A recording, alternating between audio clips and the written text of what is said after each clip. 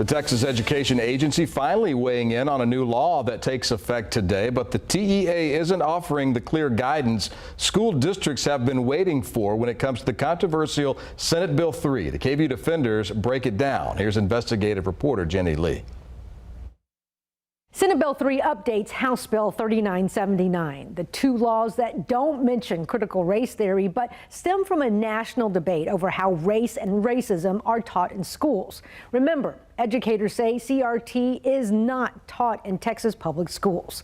One education equity expert says SB 3 is actually more restrictive and broader than HB 3979. It does authorize the Texas Education Agency to create enforcement power and enforcement rules to enforce how social studies is taught in schools. Dr. Chloe Latham-Sykes is the policy director for the Intercultural Development Research Association. The group advocates for equity in education.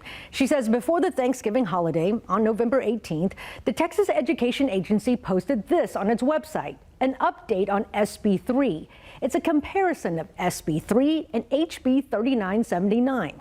On the first page, the TEA highlights 2 bullet points. So the first bullet is referring to the removal of a long list of events and people and different types of texts and literature that is important for understanding racial history in America. Dr. Sykes says SB 3 states that the removal of that list doesn't mean those items on that list should not be taught.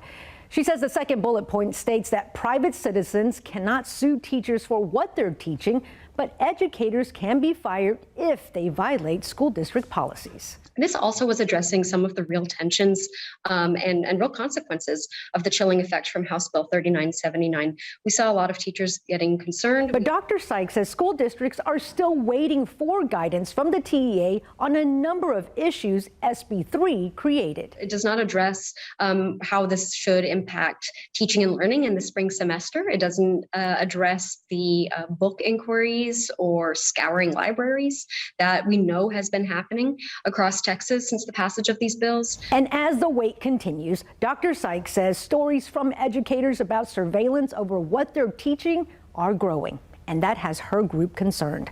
As soon as the TEA issues enforcement guidance, we will let you know. For now, for the KVUE Defenders, I'm Jenny Lee.